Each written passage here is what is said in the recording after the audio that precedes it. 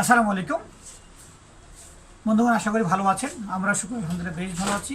বিশ্বাস mobile phone servicing প্রশিক্ষণ কেন্দ্রের পক্ষ থেকে আমি মোহাম্মদ শফিউল বশর।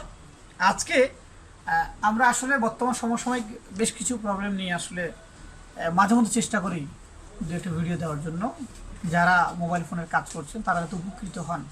আসলেই পবিত্র কোরআনে বলছে যে মানুষকে পরিপূর্ণতা করে বানানো হয় নাই, তার সবসময় কিছু না কিছু লেখ থাকবে এবং মানুষ এক একজনের মতো করে অনন্য।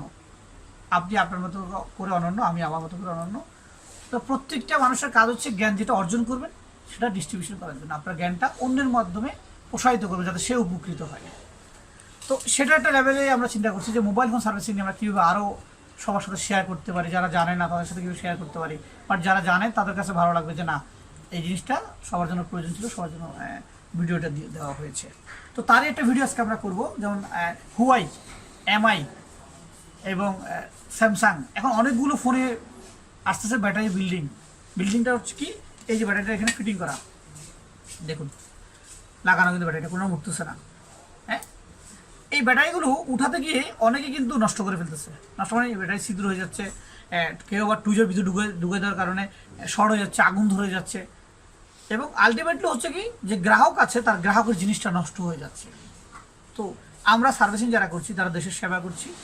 সার্ভিসিংটা একটা ইতিবাচক দিক, মানুষের সেবা করার জন্য, নিজের ইনকাম করার জন্য, কিন্তু নষ্ট করা যাবে না। এই নষ্টটা কেন হচ্ছে? ভুল ব্যবহার কারণে নষ্ট হচ্ছে। তো এটা আজকে আমরা দেখবো কীভাবে এমআই, অপ্পো, হুয়াই বা স্যামসাং এই ব্যাটারিগুলো আমরা এখান থেকে আলাদা করতে পারবো কত সহজে।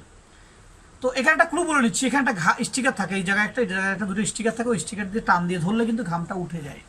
বাট এই মডেলগুলো এটা নাই, দেখুন এখানে কোথাও সেই স্টিকারগুলো নাই। তো এখন স্টিকার যখন নাই, আমাদের কিন্তু ব্যাটারিটা তুলতে হবে। আমরা কীভাবে তুলবো, তোলার এই প্রক্রিয়াটা দেখাচ্ছি। এটা হচ্ছে অপ্পো A37f মডেলটা, এই মডেলটা আমরা তুলছি এবং অপ্পো সব মডেলগুলো এরকম। আমাদের এখন প্রথমে একটু ওপেনারটা দিয়ে ঢুকিয়ে দিবে, ঢুকে কিনা দেখো। ওপেনার কিন্তু ভালো করে ঢুকতেছে না। আমরা যেটা করবো সেটা হচ্ছে একটু থিনার দেবে কেন। আমরা থিনার দিলে কী হবে, যে ঘামটা আছে ঘামটা হালকা কেটে আসবে এবং আস্তে আস্তে, কারণ আমাদের এখানে রিবন আছে, এখানে দুই জায়গায় দুটো রিবন আছে, এভাবে রেখে ধরে আমরা টুইজার দিয়ে করে একটু থিনার নেব, কারণ থিনার দিলে ঘামটা খুব দ্রুত কাটবে। ঘামটা আস্তে আস্তে ঢুকতেছে,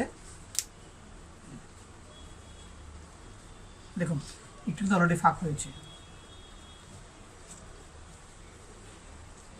এই এবার এই পাশে দিব, থিনার দিলে খুব দ্রুত কাটবে ঘামটা, কারণ এনসি থিনার এই ঘামগুলোর জন্য খুব কাজ করে। এই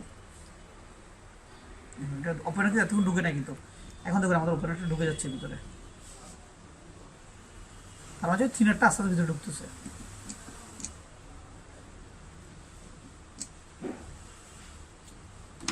কোনো তাড়াহুড়ো নাই, একটু আস্তে আস্তে স্লোলি, তাড়াহুড়ো করলে জিনিসটা নষ্ট হয়ে যাবে।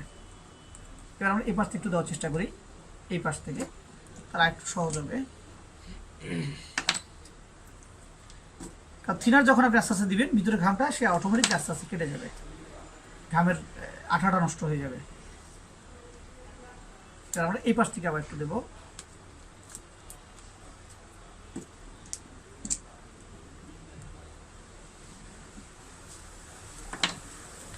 দেখুন ওকে, এই যে ব্যাটারিটা আমরা তুললাম, ব্যাটারিটা অক্ষত অবস্থায় তুললাম। এগুলো লিকুইড ব্যাটারি, মনে রাখবেন ব্যাটারি কোথাও যদি কোনাকানা একটু যদি কোনাকানা ছিঁড়ে বা ছিদ্র হয়ে যায় তাহলে ব্যাটারিটা ড্যামেজ হয়ে যাবে। আপনার একটি কাজ, আমাদেরকে কাস্টমার ফোনটি দিয়েছে ডিসপ্লে লাগানোর জন্য, যদি আমরা ব্যাটারি নষ্ট করে ফেলি তাহলে একটা কাস্টমারের ক্ষতিই করলাম।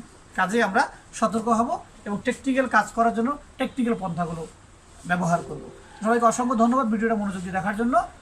সবার জন্য শুভকামনা রইল। আসসালামু আলাইকুম।